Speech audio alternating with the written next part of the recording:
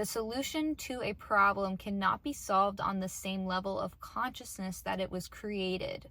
So if we want to change, or if we want to find solutions to problems, that means that we have to change the level of consciousness that we're currently at and able to find better solutions. Hi guys, welcome back to my video. My name is Kelsey. Thank you so much for joining me, and I'm so excited to get right into our topic today. If you clicked on this video, then you probably clicked on it because you're interested in learning how to change. Learning how to change is something that is very simple but not easy. There's very simple methods in changing things about ourselves, things about our personality, changing for the better, changing by taking on a new language, taking on a sport, taking on a new hobby or education or job. Changing in life is inevitable. The only thing that we can guarantee in life is change. And so by going headfirst into that change, I think is very important.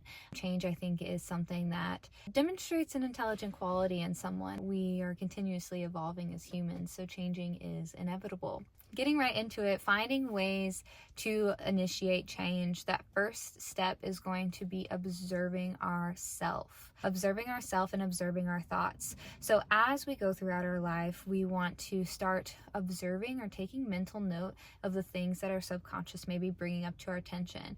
Maybe our subconscious is noticing negative things in other people. Maybe our subconscious is being judgmental, and maybe we have these things coming up in our mind where we're thinking about other people on the street, or we're thinking about our friends, our family, and we have judgmental thoughts that come to us. We're human and everybody experiences these things, and by analyzing these thoughts is how we're going to realize the things that need to change within ourselves. Because if we did not carry the vibration of the things that we're able to see in others, then we wouldn't be able to see them, because we are what we're able to see, if that makes sense. So because we're able to recognize these negative qualities in other people and hold judgment towards those people in our subconscious, or maybe in our conscious, for the clothes that they're wearing or the choices that they made, or it could be material things, or it could be things that we don't necessarily understand, because jealousy and anger can penetrate us subconsciously. But by analyzing, why is this thought coming up? Why am I feeling this way? And going and noticing, oh, I can notice these things in these other people. By noticing those things in those other people, you too are what you're seeing. So if I'm noticing that I'm feeling like one of my friends is being ungrateful or feeling ungrateful towards me, maybe that there's a relationship in my life where I'm being ungrateful, or I've been ungrateful to a different relationship in my life, because I'm able to recognize that. Whatever we're able to recognize in other people is a good demonstration or a good example of what is needed to change within ourselves. By observing these thoughts or judgments that we may be holding towards others, we can notice the work that we need to do within ourselves. So if we're judging other people for different things, then that's going to highlight the work that we need to do within ourselves. Another area where we can work on changing our goals, our beliefs, our desires, is writing down the list of beliefs that you were brought up to believe, or writing down the list of things that you believe about yourself. I have two activities essentially for you, so you can write down every single belief that you believe about yourself. These can be positive, these can be negative, it can be any belief that you have about yourself. And then from there, you're going to trace that belief back and ask yourself, who told me, or what action taught me that this belief was true? And now, as an adult self, you're going to decide if you believe that or not. I have grown up with the belief that my appearance can attract a wealthy man to take care of me, and that has proven to be true in a lot of my life experiences, because it is a belief that I've held. And through my last video of manifestation, the beliefs that we hold are very powerful for the things that we manifest in our life. So by changing these core beliefs, we're going to change things that we're manifesting in our physical realm. So by writing down every single belief that you have about yourself, you can trace them back, asking yourself, where did this belief come from, or who taught me, told me, showed me with their action this belief for it to be true. As the adult version of yourself, you decide if you want to rewrite that story, or if you want to change it, or change your belief to something else. parents, because as an adult, we need to go back through and decide what beliefs and what opinions and decisions we got from our parents, our domestication. As we come into this world as babies, we don't have any type of identifying, we don't have any type of way of knowing right from wrong, left from right, up from down, and so every single thing that we learn is through domestication. Just like a dog, bringing a dog, unfortunately, I understand this is a little bit of a harsh example maybe, but as you bring a dog into your house, you're domesticating it, you're teaching it how to sit, how to stand, how to eat, how to sleep, all these things. Our parents teach us those same things. They teach us how to receive food, what's good behavior, what's bad behavior, when to sleep, when to eat, how to take care of yourself. And once you become an adult, once you become your own parent, which that video is coming soon, you're going to realize, oh, I need to decide what I believe as an adult. I need to reevaluate or reassess these domestications that every single human has as we come into society, as we come into life. We have domestications from school, we have domestications from hospitals, we have domestications from society, we have societal norms, we have the expectations of our families, the expectations of our friends. Every single environment that we find ourselves in may or may not have a different level of domestication existing, because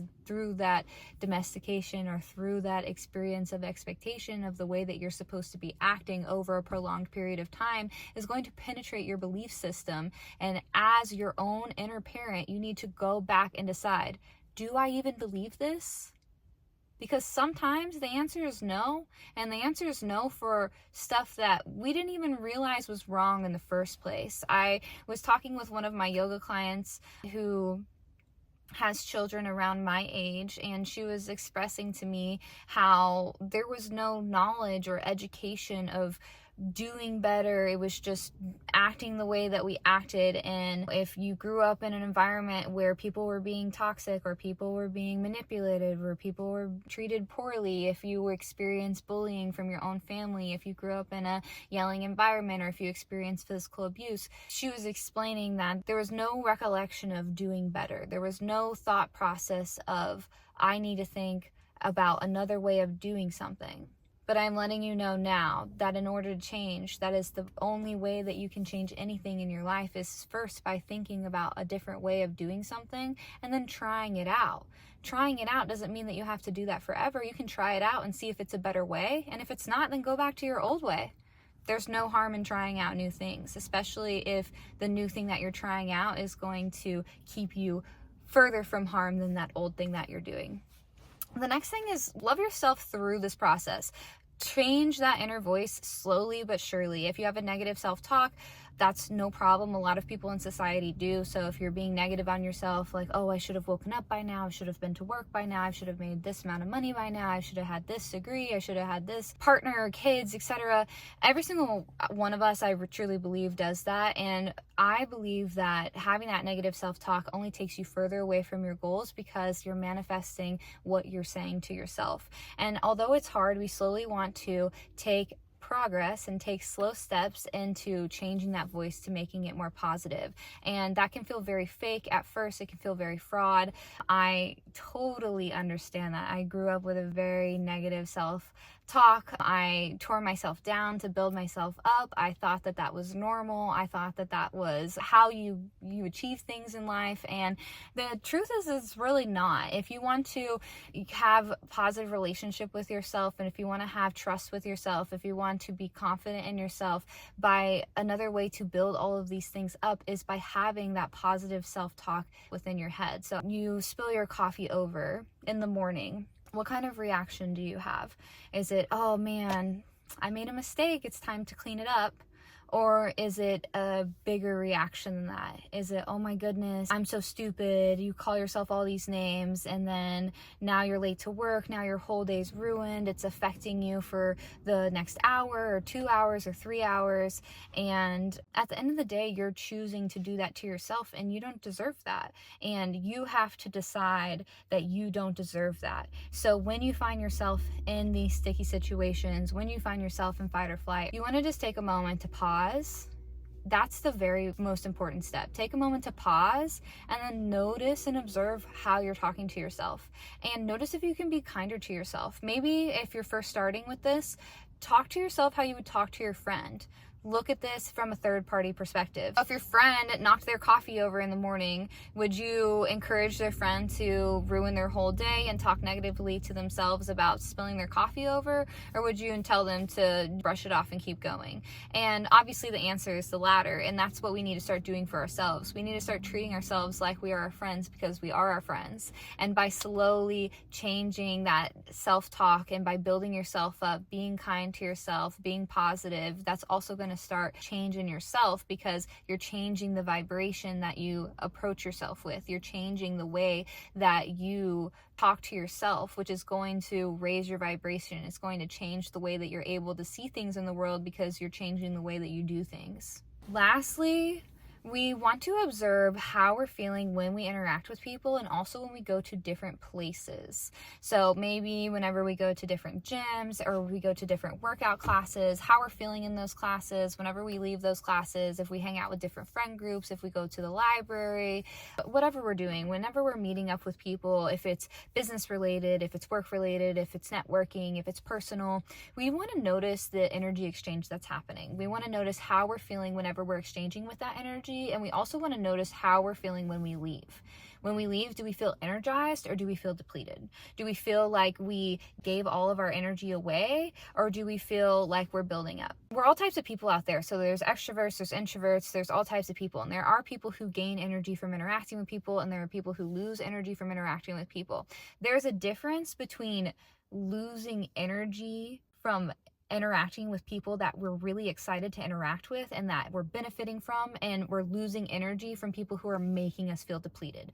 When we find environments and people who make us feel extremely depleted, sad, or even down on ourselves, or start to think negatively about ourselves, we want to start removing ourselves from those situations, or at least analyzing and realizing, hey, this might not be the best environment for me to be in moving forward, and slowly start analyzing how much time we want to spend in these relationships that are basically making us feel like crap. Because if you continue to show up in relationships where you're not treated the way that you want to be treated, or you're feeling badly about yourself, how are you going to have self-trust? How are you going to have self-love? How are you going to have self-confidence? Because you are continuously deciding to put yourself basically in harm's way by providing environments that you know are going to leave you feeling icky. You don't deserve that. So by showing yourself love and by showing yourself what you deserve, change is going to be more easily accessible, because the universe is also going to agree with you and say, oh, let me bring things at this vibration. Let me bring things that are in alignment with her. She doesn't go in rooms with people who treat her like this. She doesn't interact with people who talk negatively to her. If you're not treating me with the respect and love that I treat myself with, then maybe I don't need to have you in this environment. And by showing yourself that love and respect, and by protecting your energy and protecting your boundaries and showing up in life this way, we're also going to continue to attract people who are able to treat us this way as well, because as we respect ourselves and as we grow that self-love and self-trust, other people are going to be able to love us and respect us as well. And we're also going to be attracting that alignment, because we're going to be in alignment with what we're trying to attract. The last thing that I have to say about how to change your life is seek out opinions that are completely opposite of yours. That might sound very bizarre to people, but honestly, statistically speaking, the most intelligent people are the ones who seek out opinions that are the complete opposite of theirs.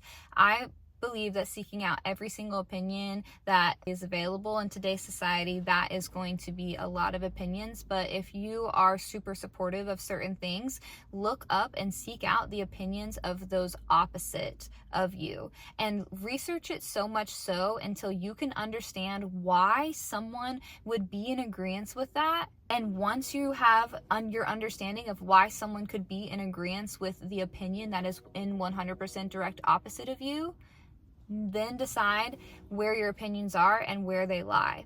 That is challenging work, but in order to change, we need to start looking at things with a different perspective. We need to start looking at things from a level-headed perspective, understanding why anyone would make any decision, understanding the different viewpoints and perspectives of different people from different backgrounds, from different ethnicities, identities, religions, genders, etc. While looking up the direct opposite opinion of your own may be challenging and it may be something hard to achieve, it is something that's going to change the vibration or the frequency that is within you. I believe it was Albert Einstein that said that the solution to a problem cannot be solved on the same level of consciousness that it was created. So if we want to change, or if we want to find solutions to problems, that means that we have to change the level of consciousness that we're currently at and able to find better solutions. In my opinion, the way that you do that is by seeking out the opinions of others. It's by seeking out knowledge. It's by seeking and understanding different humans, different opinions, and different ideas and ideologies. From that knowledge, from that level of understanding and perspective, we can actually have a true opinion and a true identity. Remembering at the end of the day that we are all souls, each and every one of us could have been born into any body, any physical human body at anywhere in the world. That means we could have been born into any ethnicity, religion, culture, identity, gender, and just being a human. I believe it's our duty to go and research other humans and understand how they live and increase basically our cultural competence and our awareness of humans and how we interact. And by doing so, we're going to change. We're going to level up ourselves. We're going to level up our identity. We're going to level up our frequency and our ability to understand and see the world. Also, our ability to stay calm in situations, because we're going to understand how to change. We're going to learn how to work with change. Some people are very resistant to change, and I used to be someone that was extremely resistant to change. But at the end of the day, being adaptable is the most important thing that you can do in life, because the only thing that is guaranteed in life is change. Thank you so much for joining me. If you made it to this far, please like and subscribe, and I will see you in the next one. Bye, guys.